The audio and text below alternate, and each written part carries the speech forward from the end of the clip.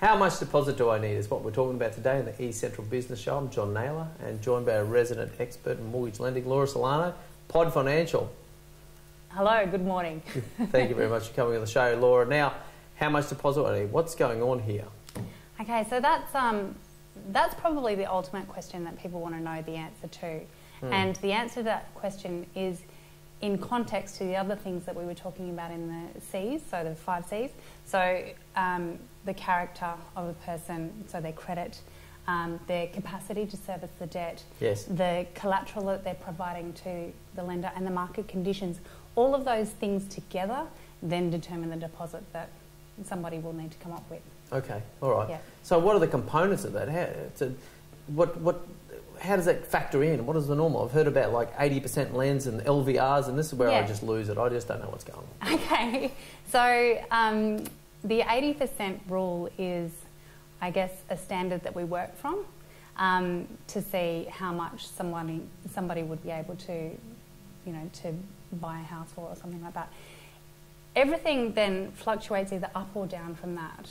Mm-hmm. That's what you're talking about there, is in terms of the security that's being provided. So by way of example, if you're buying a house that is in a 5K radius to the city, and you are employed and you've never had any credit issues and you're earning really good money, then the likelihood of you being able to put in just a 5% deposit is fairly high. Oh, okay. Okay, because everything else supports that level of deposit.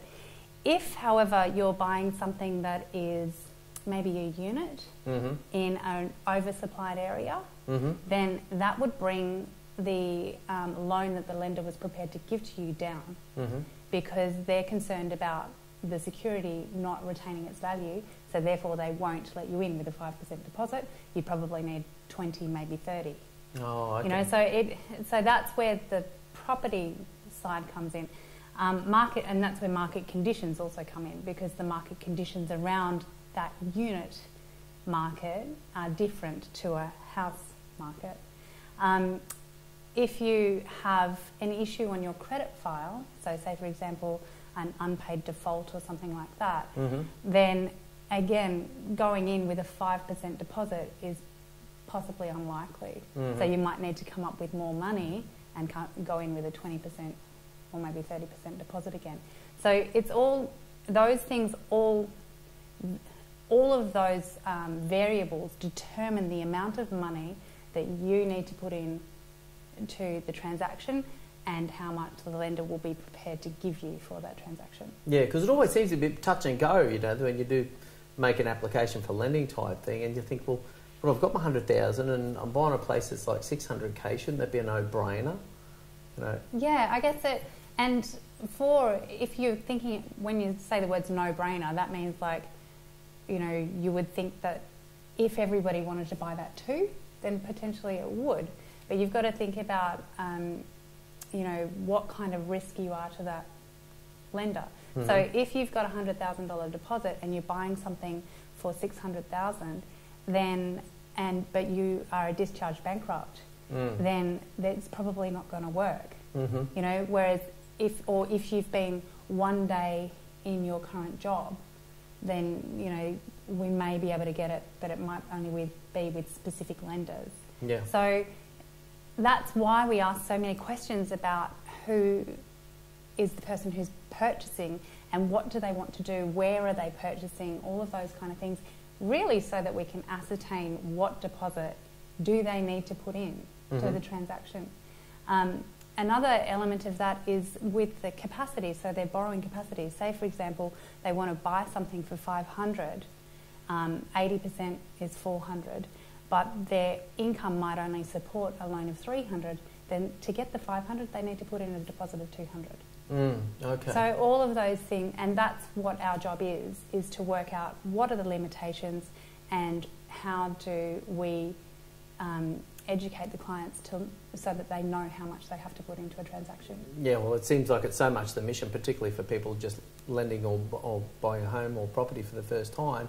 It's such a mission these days, and affordability is always in the news.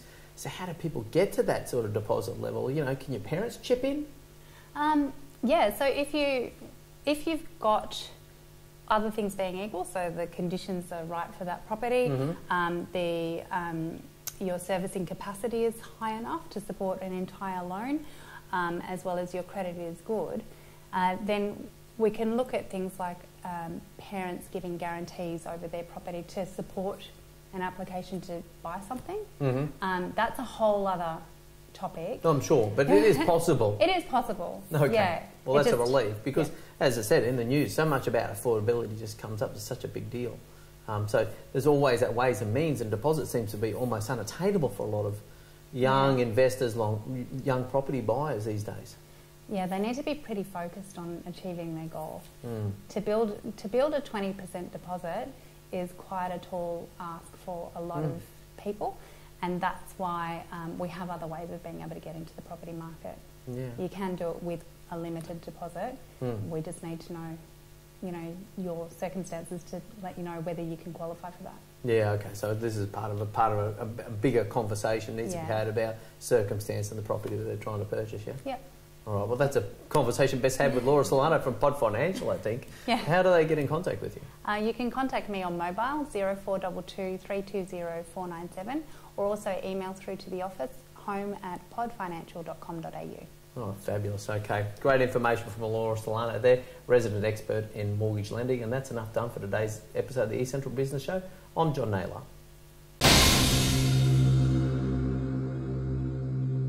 Thank you very much for watching another episode of the eCentral Business Show. What we're doing on the eCentral Business Show is we're bringing you business leaders and the best of the knowledge. We want to bring them on the show and release that content so that that's something that we can share with you via this easy to consume format.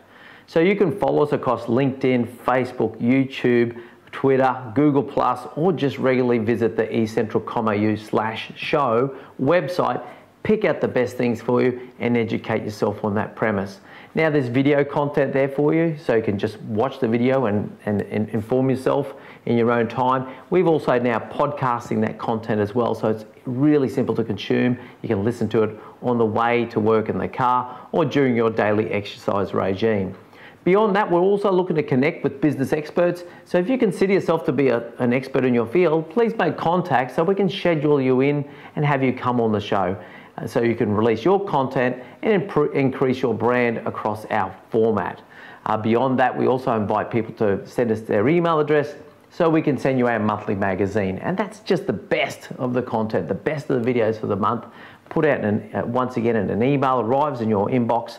So you can just go through and pick out the things that are really going to educate you and advance you in your field of expertise and in business. We're a business-focused show. So thank you very much once again for watching, and we'll see you next time.